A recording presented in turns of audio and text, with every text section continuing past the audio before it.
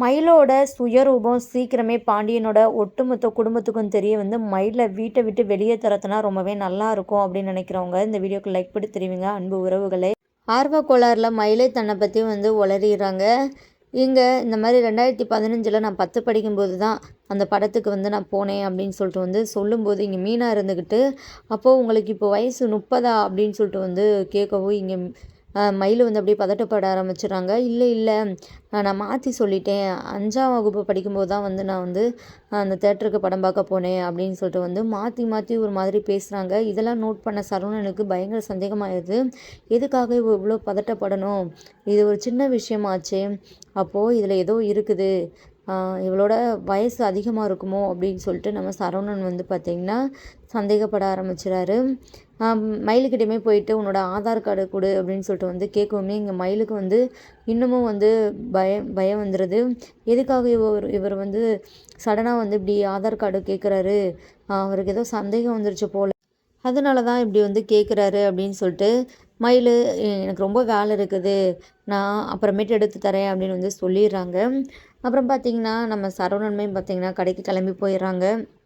எப்படினாலும் விஷயத்தை தெரிஞ்சுக்கணும் அப்படின்னு சொல்லிட்டு சரவணன் நினைக்கிறாரு. அப்போ தான் அவரோட அப்பாவை பார்த்ததுக்கப்புறம் நம்ம இந்த ஆளுக்கிட்ட தான் எதுனாலும் பேசி மயிலோட ஆதார் கார்டை வாங்கணும், வேறு வழியே இல்லை அப்படின்னு சொல்லிட்டு மயிலோட அப்பா கிட்ட போயிட்டு பேசுகிறாரு. இந்த மாதிரி நான் மயிலுக்கு ஒரு சர்ப்ரைஸ் பிளான் பண்ணி வச்சுருக்கிறேன், அதுக்கு மயிலோட ஆதார் கார்டு தேவை அப்படின்னு சொல்லிட்டு கேட்டதுமே பார்த்திங்கன்னா மயிலோட அப்பா ஆதார் கார்டை கொடுத்துட்றாரு.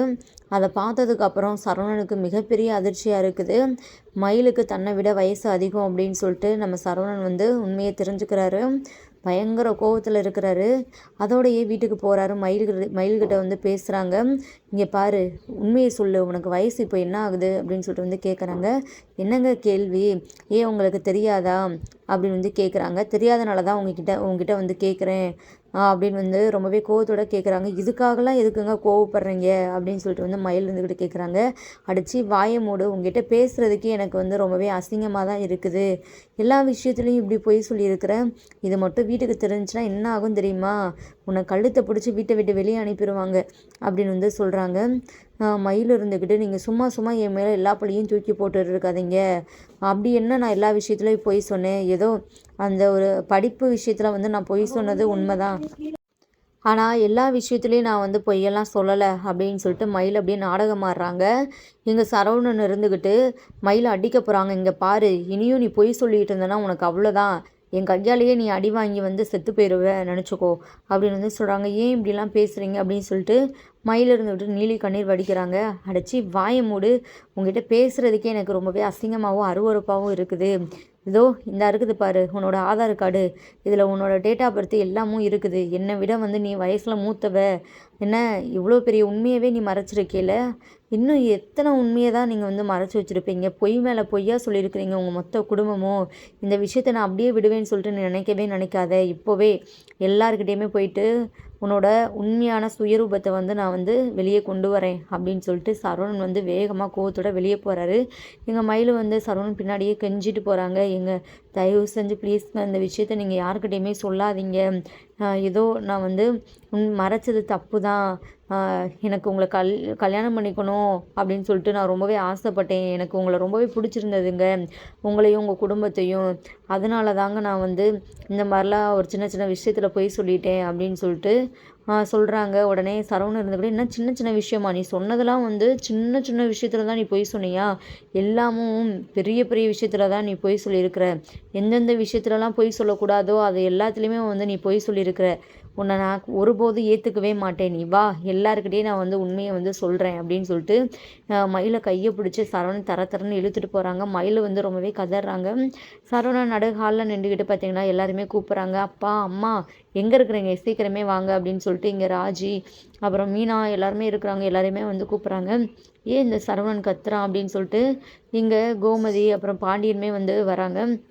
என்னாச்சு என்னாச்சு சரவணா, இப்போ எதுக்காக இப்படி எல்லாரையுமே வந்து சத்தம் போட்டு கூப்பிட்டுருக்குற அப்படின்னு சொல்லிட்டு கோமதி இருந்துட்டு கேட்க, இங்கே பாண்டியனுமே ஏண்டா உனக்கு ஒரு வேலையே இல்லையா, எப்போ பார்த்தாலும் இந்த மயிலு கிட்ட வந்து பிரச்சனை பண்ணிகிட்டே இருப்பியா அப்படின்னு வந்து சொல்கிறாங்க. இங்கே மயில் பார்த்திங்கன்னா அழுதுகிட்டே நிற்கிறாங்க. மாமா இவர் வர வர ரொம்பவே மோசமாக பண்ணுறாரு மாமா, எனக்கு என்ன பண்ணுறதுனே தெரியலை, பேசாமல் நான் என்னோடய வீட்டுக்கே போயிடுறேன், இல்லை நான் எங்கேயாவது கண்கட்டாத தூரத்துக்கு போயிடுறேன், உங்கள் யாருக்குமே தொல்லை இல்லாமல் அப்படின்னு சொல்லிட்டு ஒரு பெரிய நாடகத்தையே பார்த்திங்கன்னா மயிலுக்கு போடுறாங்க. என்னடா ஆச்சு இப்போது, என்னதான் நடந்தது அப்படின்னு சொல்லிட்டு இங்கே நம்ம கோமதி பாண்டியன் வந்து கேட்கவும், இங்கே எல்லாருமே ஒரு பக்கம் என்ன பிரச்சனை அப்படின்னு சொல்லிட்டு தெரியாமல் பார்த்திங்கன்னா நின்றுட்டுருக்குறாங்க. கோமதி இருந்துக்கிட்டு, இங்கே பாருப்பா சரவணா, ஃபஸ்ட்டு நீ மயிலை ரூம்குள்ளே கூட்டு போ, சண்டை வரதான் செய்யும், சின்ன சின்ன சண்டை, அதெல்லாம் வந்து உங்களுக்குள்ளேயே தான் தீர்த்துக்கணும், இந்த மாதிரி எல்லாரும் முன்னாடியுமே வந்து கொண்டு வரக்கூடாது எல்லா பிரச்சனையும் அப்படின்னு வந்து சொல்கிறாங்க. அம்மா நான் வந்து நிறையா பொறுமையாக இருந்துக்கிட்டேன், இதுக்கு மேலே என்னால் வந்து இருக்க முடியாது, எனக்கே பைத்தியம் முடிச்சிடும் போல் அப்படின்னு வந்து சொல்கிறாங்க. இங்கே சரவணன் ரொம்பவே வந்து ஃபீல் பண்ண ஆரம்பிச்சிடறாரு. என்னையும் புரிஞ்சுக்கோங்க, நான் சொல்கிறதையும் கொஞ்சம் காது கொடுத்து கேளுங்க, ஒரு பக்கமே நின்று எதுவுமே பேசாதீங்க அப்படின்னு வந்து ஒரு மாதிரி விரக்தியாக பேசுகிறாரு. உடனே கோமதி இருந்துக்கிட்டு, சரி சொல்லுப்பா என்ன தான் நடந்துச்சு, மயிலோட வயசு என்ன அப்படின்னு சொல்லிட்டு உங்களுக்கு தெரியுமா அப்படின்னு சரவணன் கேட்கவுமே, இது என்னடா கேள்வி, மயிலுக்கு 25 வயசு ஆகுது, உனக்கு 27 வயசு ஆகுது அப்படின்னு வந்து சொல்கிறாங்க. உங்களுக்கு கன்ஃபார்மாக தெரியுமா அப்படின்னு வந்து கேட்குறாங்க. என்னடா இப்படியெல்லாம் கேள்வி கேட்டுட்ருக்குற, மயிலே தான் சொன்னா, மயில் வீட்லேயுமே அதை தானே கல்யாணத்துக்கு முன்னாடி சொன்னாங்க, அப்போது அவளுக்கு வந்து 24 என்னமோ இருந்துச்சு அப்படின்னு வந்து சொல்கிறாங்க. அவள் வயசு இப்போது 30 வயசு, என்னை விட மயில் வந்து மூத்தவ அப்படின்னு வந்து சொல்கிறாங்க. உடனே நம்ம கோமதி பாண்டியன் எல்லாருமே அதிர்ச்சி ஆகுறாங்க. எதுனாலும் உளறிட்டு இருக்காதடா சரவணா, அப்போ சும்மா விளையாட்டுத்தனமாக ஏதோ தெரியாமல் வந்து மயில் வந்து சொல்லிட்டா, அதை வச்சு தானே நீ இப்படிலாம் பேசிகிட்டு இருக்கிற அப்படின்னு வந்து சொல்கிறாங்க. அதெல்லாம் ஒன்றும் இல்லை, அப்போவே எனக்கு சந்தேகமாக தான் இருந்துச்சு, அதுக்கப்புறம் என்னோடய சந்தேகம் வந்து தீர்ந்துருச்சு, இவகிட்ட ஆதார் கார்டு கேட்டப்போ கூட அவள் தரலை, நான் இவங்க அப்பா கிட்ட ஆதார் கார்டு வாங்கி பார்த்ததில் இவளுக்கு வயசு என்ன அப்படின்னு சொல்லிட்டு தெரிஞ்சுக்கிட்டேன், பாருங்கள் நீங்களே அப்படின்னு சொல்லிட்டு அந்த ஆதார் கார்டையுமே வந்து கொடுக்குறாங்க. இங்கே மீனா தான் ஃபஸ்ட்டு வாங்கி பார்க்குறாங்க. மீனா பார்த்துட்டு அப்படியே பயங்கர அதிர்ச்சி ஆகுறாங்க. அப்புறம் அடுத்தடுத்து எல்லாருமே பார்க்குறாங்க. இங்கே கோமதி பாண்டியன் இருந்துக்கிட்டு, மயில் இது என்ன என்ன இதில் வயசு இவ்வளோ இருக்குது அப்படின்னு சொல்லிட்டு வந்து கேட்குறாங்க. உடனே மயிலுக்கு என்ன சொல்கிறதுனே தெரியல. உடனே இருந்துக்கிட்டு, மாமா இவர் நம்பவே மாட்டுறாரு, அது கொஞ்சம் மிஸ்டேக் மாமா, அதனால தான் ஆதார் கார்டு வந்து நான் அப்டேட் பண்ணாமல் இருக்கிறேன் அப்படின்னு வந்து சொல்கிறாங்க. உடனே சரவணன் இருந்துக்கிட்டு, தயவு செஞ்சு இவ சொல்கிற பேச்சை மட்டும் நீங்கள் நம்பவே நம்பாதீங்க, இவ வாயில் வர எல்லாமும் பொய் தான் அப்படின்னு வந்து சொல்கிறாங்க. இப்படி தான் நான் என்ன சொன்னாலும் இவர் வந்து நம்பவே மாட்றாரு, நான் உண்மையை சொன்னால் கூட இவருக்கு வந்து அது பொய்யா தான் தெரியுது, ஏன் தான் இப்படி என் மேலே இவ்வளோ கோவத்தில் இருக்கிறாரோ தெரியல அப்படின்னு சொல்லிட்டு ரொம்பவே அழ ஆரம்பிச்சிடுறாங்க. இங்கே மயிலுக்கு சப்போர்ட்டாக பார்த்தீங்கன்னா மீனா ராஜி எல்லாருமே பேசுகிறாங்க. மாமா சில டைம் இப்படி வந்து வரும், எனக்கே வந்து இந்த மாதிரியே நடந்திருக்குது, டேட் ஆஃப் பர்த்லாம் தப்பாக இருந்திருக்குது, நான் தான் வந்து மாற்றினேன் அப்புறம் போயிட்டு அப்படின்னு வந்து சொல்கிறாங்க. வரும்ப்பா, ஆனால் இது வந்து இவளோட உண்மையான வயசு, இவளோட சர்டிஃபிகேட்டை கேளுங்க உங்களுக்கே தெரியும், அதில் வந்து என்ன மாற்றிருக்காதுல அப்படின்னு சொல்லிட்டு வந்து கேட்குறாங்க. உடனே இங்கே மயில் இருந்துக்கிட்டு அப்படியே பதட்டப்பட ஆரம்பிச்சிட்டாங்க. இப்போ நான் அதை கொண்டு வந்து தான் நிரூபிக்கணுமா, சொல்லுங்கள் உண்மையை, இவ்வளோ தானே என் மேலே நீங்கள் எல்லாருமே வச்சுருக்கிற நம்பிக்கை அப்படி இப்படின்னு சொல்லிட்டு நாடகம் ஆட ஆரம்பிக்கிறாங்க. இங்கே சரவணன் இருந்துக்கிட்டு, இது மட்டும் போய் சொல்லலை, இவ படிக்கவும் இல்லை, இவ வந்து ஏதோ பெரிய பெரிய படிப்பெல்லாம் படித்தேன்னு சொல்லிட்டு சொன்னாலே அது எல்லாமும் பொய் அப்படின்னு வந்து சொல்கிறாங்க.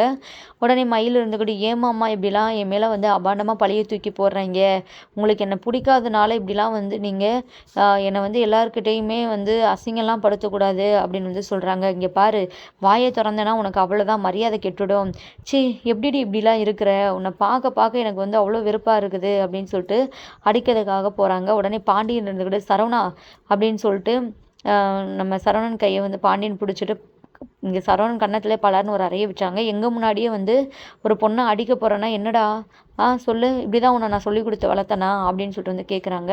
இங்கே நம்ம சரவணன் இருந்துக்கிட்டு, ஏன் இவன் மேலே இவ்வளோ கண்மூடித்தனமாக வந்து நீங்கள் வந்து நம்பிக்கை வச்சுருக்கிறீங்கன்னு எனக்கு ஒன்றுமே புரியலை, இத்தனை வருஷமாக என்னை நீங்கள் தானே வளர்த்தீங்க, நான் வந்து எதுக்காக போய் சொல்லணும், நான் எதுக்காக சம்மந்தமே இல்லாமல் இவன் மேலே கோவப்படணும், நான் சொல்கிறது எல்லாமும் உண்மை. அது மட்டும் இல்லாமல் கடையில் நடக்கிற விஷயங்கள் எல்லாத்தையுமே வந்து சரவணன் ரொம்பவே கோவத்தோட சொல்கிறாங்க. ஒரு ஃப்ராடு, அதோ கடையில் இருக்கிறாரு இவங்க அப்பா, அவர் அதுக்கு மேலே சரியான ஃப்ராடு, ஒரு திருடன், ஏன்னா இருக்கிற பணத்தெல்லாம் வந்து திருடிக்கிறாரு அப்படி இப்படின்னு சொல்லிட்டு வந்து சொல்கிறாங்க. சரவணா எல்லாம் ஒரு ஒரு அளவு தான், இப்படிலாம் நீ பேசக்கூடாது, மயிலோட மனசு கஷ்டப்படும்ல அப்படின்னு வந்து சொல்கிறாங்க. நான் ஒன்றும் பொய்யெல்லாம் சொல்லலையே, உண்மையை தான் சொல்கிறேன், நீங்கள் புரிஞ்சுக்கோங்க, நான் வந்து நிரூபிக்க கூட தயாராக இருக்கிறேன், இவ படிக்கவே இல்லை, இவளோட சர்டிஃபிகேட் எல்லாத்தையுமே நீங்கள் கொண்டு வர சொல்லுங்கள், அவள் நீங்கள் என்ன தான் கேட்டாலும் கொண்டு வர மாட்டா, அவளே என்கிட்ட உண்மையை சொல்லிட்டா, நான் படிக்கவே இல்லை அப்படின்னு சொல்லிட்டு என்கிட்ட எப்போவோ சொல்லிட்டா, நான் தான் இந்த விஷயம் உங்களுக்கெல்லாம் தெரிஞ்சால் ரொம்பவே மனசுடைஞ்சு போயிடுவீங்க அப்படின்னு சொல்லிட்டு நான் மறைச்சி வச்சேன். ஆனால் அடுத்தடுத்து இவ நிறையா பொய் மேலே பொய்யா சொல்லிட்டு இருக்கிறா, அதெல்லாம் என்னால் பார்த்துட்டு அமைதியாக இருக்க முடியலை, இவன் என் வாழ்க்கைக்கே வேணாம் அப்படின்னு சொல்லிட்டு வந்து சொல்கிறாங்க. இங்கே நம்ம கோமதி வந்து ரொம்பவே பயங்கர அதிர்ச்சி ஆகுறாங்க. சரவணன் வந்து பொய்யெல்லாம் சொல்ல மாட்டான், இத்தனை வருஷமாக நம்ம அவனை பார்க்குறோம், அவன் இப்படியா வந்து பண்ணா, இதெல்லாம் புதுசாக இருக்குது, இந்த மயில் தான் ஏதோ பண்ணுறா அப்படின்னு சொல்லிட்டு வந்து நம்ம கோமதி வந்து கெஸ் பண்ணுறாங்க. இங்கே மயிலுக்கிட்ட போயிட்டு வந்து கோவமாக கேட்குறாங்க, மயில் சரவணன் என்ன சொல்கிறான், எல்லாமே உண்மையா பொய்யா சொல்லு, நீ சொல்லு, உன் வாயால் சொல்லு அப்படின்னு சொல்லிட்டு வந்து கேட்குறாங்க. இங்கே மயில் அப்படியே பார்த்தீங்கன்னா தயக்கத்தோடு வந்து பதில் சொல்கிறாங்க, ஒரு மாதிரி மலிப்பி வந்து பேசுகிறாங்க. உடனே நம்ம கோமதி இருந்துக்கிட்டு, இங்கே பாரு, நீ பேசுகிறதுலையே தெரியுது நீ உண்மையை சொல்கிறியா பொய் சொல்கிறியா அப்படின்னு சொல்லிட்டு, இந்த மயில் சரியான ஃப்ராடாக தான் இருப்பா போல், சரவணன் சொன்ன மாதிரி இவளை போயிட்டு நம்ம இத்தனை நாளாக நம்பிட்டோமே, இவ சரி ஏதோ அப்போ தெரியாமல் தப்பு பண்ணிட்டானா, அதுக்கப்புறமாச்சும் நடந்தது இதுதான் விஷயம் அப்படின்னு சொல்லிட்டு நம்மக்கிட்ட சொல்லியிருந்தா கூட நம்ம இவ்வளோ மன்னிச்சிருந்துருக்கலாம். ஆனால் மேலும் மேலும் தப்பும் பண்ணிட்டு சரவணனெல்லாம் நம்மக்கிட்ட வந்து மாட்டி விட்டுறா, இதெல்லாம் வந்து எதுக்குங்க இவெல்லாம் நம்ம வீட்டில் இருக்கணும், ஃபஸ்ட்டு இவளை நம்ம வீட்டை விட்டு அனுப்பிச்சி விட்றலாம் அப்படின்னு சொல்லிட்டு நம்ம கோமதி இருந்து கொண்டு சொல்கிறாங்க. இங்கே நம்ம பாண்டியனுமே பார்த்தீங்கன்னா சரவணன் சொன்னது எல்லாம் உண்மை அப்படின்னு சொல்லிட்டு புரிஞ்சுக்கிறாரு. மயிலை பிடிச்சி செம்மையாக திட்டுறாரு, ஏன்ப்பா உன் மேலே எவ்வளோ மதிப்பு மரியாதை வச்சுருந்தேன், எல்லாத்தையும் இப்படி பண்ணிட்டேயே, தயவு செஞ்சு நீ இந்த வீட்டை விட்டு போயிரு, நீ பொய் சொன்னதுக்கு மற்றவங்கள ஏமாத்துனதுக்கு உனக்கு நீ வந்து இந்த வீட்டிலேயே இடம் இல்லை அப்படின்னு சொல்லிட்டு நம்ம பாண்டியன் அதிரடியான ஒரு முடிவெடுக்கிறாங்க. இந்த மயில் வீட்டை விட்டு போனாதான் இந்த வீடு விளங்கும் அப்படின்னு நினைக்கிறவங்க மறக்காமல் கமெண்ட் பண்ணி தெரிவிங்க.